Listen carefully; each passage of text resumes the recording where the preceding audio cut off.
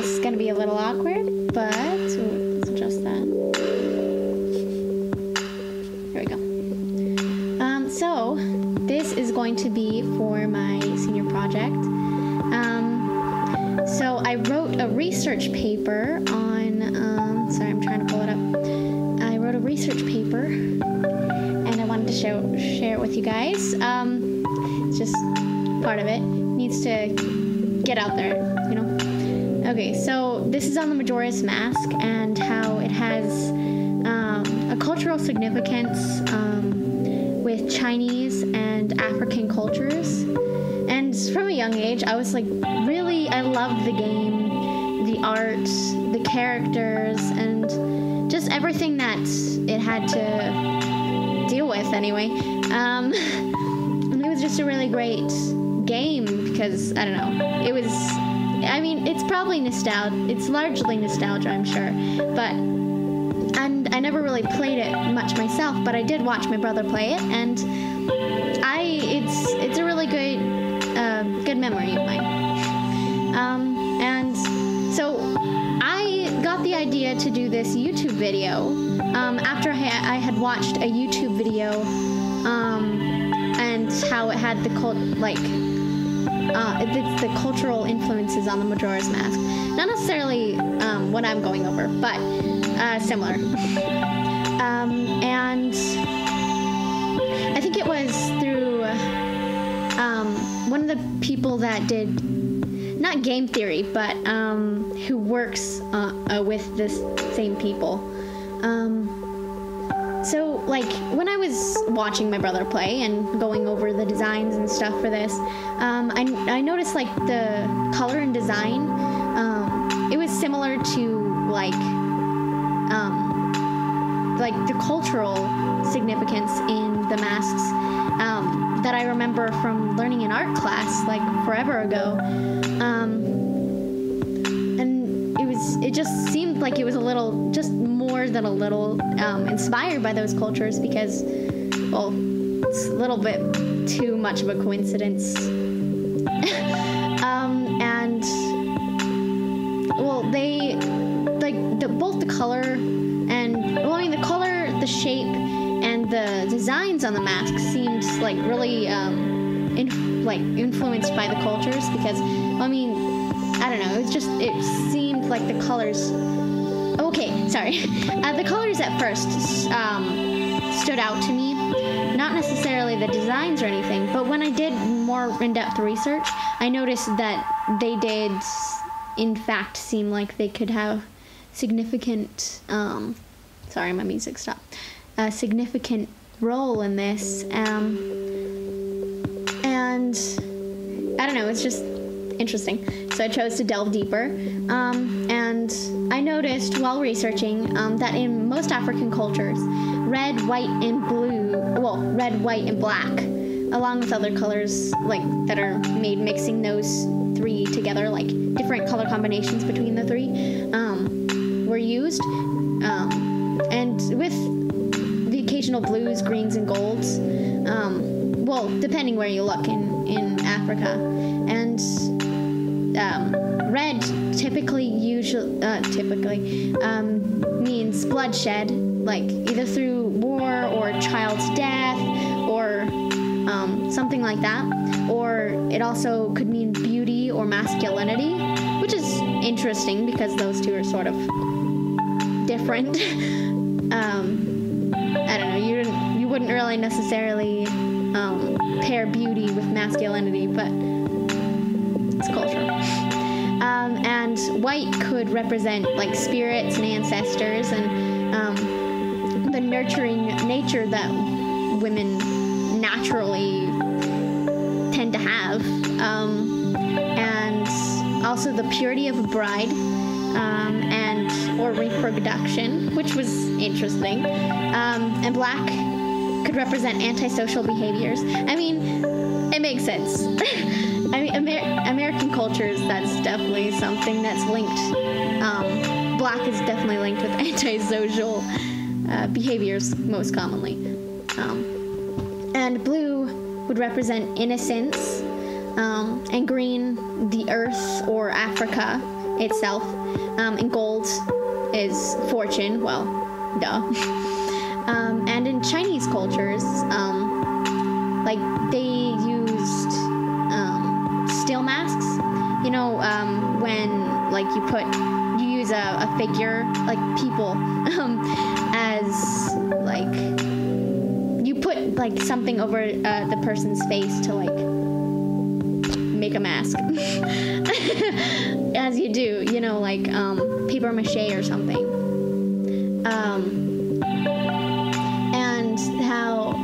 And they even sometimes use masks in performances for like festivals and stuff, even now.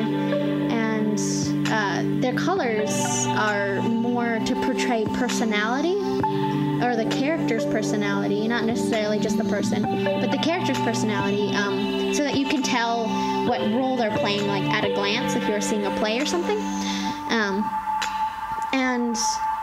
And that actually speeds up the process, obviously. And oh, sorry, I lost my place. Oh yeah, black. Duh. Black, which is interesting because it's so different from African culture. In Chinese culture, it's used to represent the character's neutrality and impartiality and integrity. And yellow would mean the character could be cruel, evil, hypocritical, ambitious, and sly. Red could show a character's positivity and symbolize prosperity, loyalty, courage, heroism, and intelligence, which is interesting because, you know, as an American, in American culture, I usually represent that with violence, which is closer to African culture, I guess. And oh yeah, purple. It's used. It could replace red, if need be, like to distinguish characters. It represents a character's. It can also represent a character's justice and their sophistication. So more sophisticated than red. And blue represented neutrality as well. But it also could mean stubbornness, astuteness, and ferocity of a character. Green could represent violence, impulsive natures, lack of restraint, which is interesting again. Gold and silver could mean that they're either like a demon or a ghost spirit, that sort of thing. So they have a mysterious character or a mysterious nature about them. And in contrast, like Chinese culture, usually you find similar shaped masks, but in African culture you have like a lot of different shaped masks, and sometimes it doesn't seem like it would be really practical to put on your face, but there's different masks for funerals, dances, gatherings, storytellings, and other things like that. And like heart-shaped masks are put on by like hunters, used in rituals for like getting rid of spirits from people, and like as a representative of protective forest spirits. And let's see, and like high protruding masks, like from the foreheads, mean that the wearer was wiser, sort of like, you know, how they had that body manipulation thing. You know how how Egyptians like wanted to push their heads back, like they wanted to elongate their skulls in the back. I guess it's sort of along the same lines. And like it seems like most African cultures, if not all of them, they have noses. And I'm not exactly sure why, but it's just an interesting thing I noticed, that usually the other masks in like Chinese culture, I don't think I noticed any consistency with noses. I mean, it changed, it varied. And Chinese culture, like I said, sort of, doesn't generally change the shape of the masks. Like, other than minor differences, like from different crafters and stuff. But they were also, like African cultures, they were used ancient times for like exorcisms, and actually as a part of a funeral ritual, which is interesting. They're obviously still used in dances and operas, but actually typically they paint the masks on because like you don't want your mask falling off when you're like dancing around and stuff. So, and even actually newborns used to be given like masks to ward off evil and welcome in peace, which is really interesting. I don't know, it's cool. And African cultural masks usually feature like geometric lines, like straight lines, spirals, triangles, and like that sort of stuff. And they're all typically arranged symmetrically, which is interesting. And it's not just because it looks good, because I mean it does, obviously, but it's supposed to represent the integrity of the wearer, which is cool. And I mean, I guess it makes sense, sort of. And there's a significance to the quality of the mask, like if it's like polished and smooth, or like usually they polish and smooth wood or clay masks, or those are the ones that are typically smoothed out and stuff. They're supposed to represent youthfulness, smooth skin, beauty, virtue of the person who's wearing it. And if it's rough and unpolished, it's like usually represents a fearfulness, like there's a reason you need to stay away from this person, or like evilness. It's usually worn to represent like an evil spirit and not really a reflection of the person though. So, and Chinese cultural masks, they don't really do much in design, like I said. But one of the most common masks depicts a dragon, and it can be common, but it's kind of tricky to make, and it's used in like festivals, dances, and it's used to represent the dragon's fortune and prosperity. Makes sense. I mean, because like because usually they depict dragons as red, and that's fortune and prosperity and that stuff. So, and their masks are typically made out of wood because, well, it's complicated. I mean, I'm sure making them is more complicated to make, but they're made out of wood. And they're also painted onto the face too. And I mean, maybe you're wondering how this is maybe if you've watched or played the game, you know sort of how this is connected, but let me refresh your memory. So the colors I mentioned, wait, did I mention them? Okay, well, the colors on the mask, Majora's mask, are really, really vibrant, and it's really interesting. And because those are like similar to those used in African and Chinese cultures. And sorry. Just realized how long this is. Anyway, and they're like really vibrant in both situations. And there's similarities in the game, with different cultures as well. Like, because I watched that video about the cultures. I don't remember exactly what it was about, but I wanted to make sure, someone else hadn't already done it, so that I wasn't like copying off them.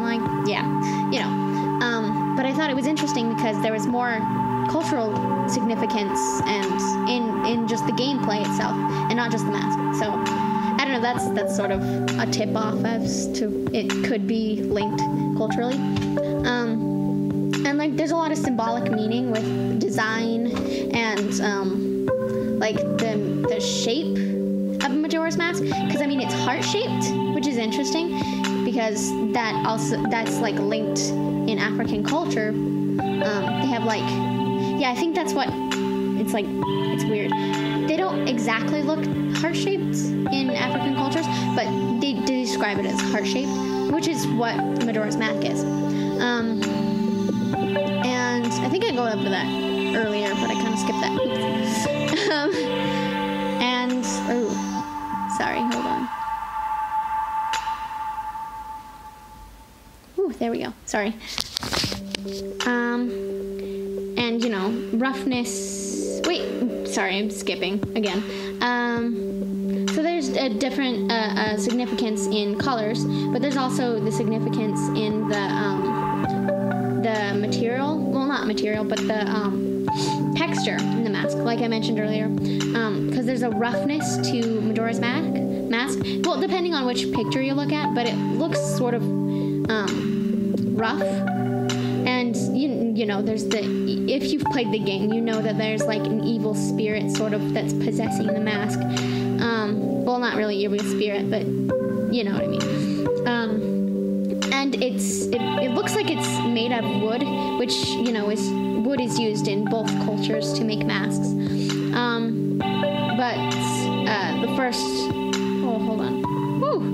Oh yeah, I'm talking about the heart shape. Forgot. The heart shape is, you know, in African culture, I didn't go over this, but I will. It's used to exorcise evil spirits, which is interesting because if it's possessed by an evil spirit, I don't know, maybe, I don't know. It's just interesting, ironically.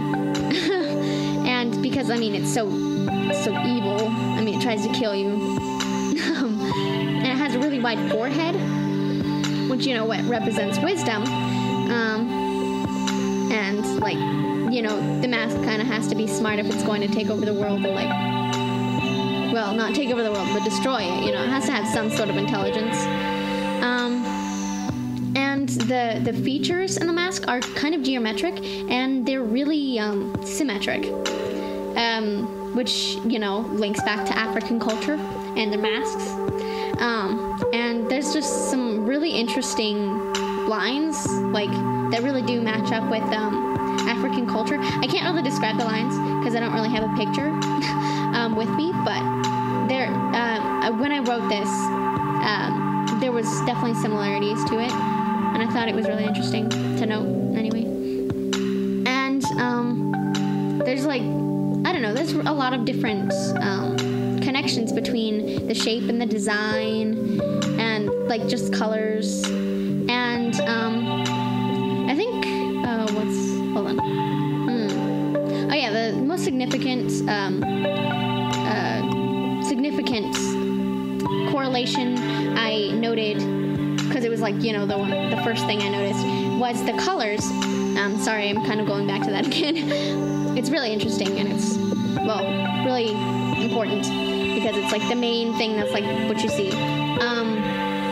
But they're like really similar to African and Chinese cultures, because like when you look at the cultural significance behind the colors, it actually explains some like the reasons why they picked the colors. Because I mean, otherwise, I mean, cool, sure, the mask looks really cool, but you don't really get the reason behind all those different colors, because, like, I don't know, it's just a really interesting color scheme. I mean, it's done well, but it's just really interesting, all those colors together. And see, the colors that are in the mask are purple, orange, which is a symbolic combination of red and yellow. So, red, yellow, green, white, blue, black, and sometimes actually the colors contradict each other, the meanings behind them. Like with red for example. But so like the character, I mean the traits of the mask kind of link up to different colors. And I mean, sure, they probably just pick and chose which ones like would work. So I'll sort of like address that. And so, oh yeah, the purple, remember if I went over this earlier, it can be substituted for blue, It represents fierceness. And it represents a character's obsession with justice, which is interesting, but not necessarily a good thing, because, you know, a sense of justice is really subjective. And, you know, I mean, the mask wants to kill all life on the planet, or at least, like, where the game is located. I'm not good with Zelda lore. But, like, and that's not really a good thing, obviously. And red, in African cultures, obviously, represents bloodshed, but also intelligence from Chinese, you know. Black, which is, African, represents the antisocial behaviors, inappropriate behaviors. And white, in African cultures, represent, white in African culture is really, since it's like only symbolically different, when the Chinese paint it on the face, like most, like, okay, sorry, back up for a second. When sometimes they'll use, like, Chinese culture uses, like, full color palettes, like, if the mask is majorly, blue or some other color, it means a certain thing. So I'm just going over the white for African because there's not tons of white in the mask. But hold on. It's represents, like, spirits, and obviously it's possessed by a spirit. Well, it's basically possessed anyway. And then yellow represents cruelty, slyness, evilness, being hypocritical, and ambitious. Green, violence, impulsivity, lack of restraint, you know, that sort of stuff. And the shape of the design, you know, rough. It's polished roughly. It's wood, heart-shaped, symmetrical designs with triangle swirls, curved lines, and that sort of stuff. And yeah, that's all the stuff that's really culturally linked to the mask. I mean, all I can really say is that there's, like, some really interesting similarities. I mean, I'm sure that there's probably a reason why that they used all these sort of things, and that it's not just a coincidence, but it can also just be a coincidence. So it's just mainly a hypothesis that I wanted to share because I thought it was a really interesting topic to do for a research paper. I mean, it's for school and it's fun, so I don't know. Just if I got anything wrong, tell me.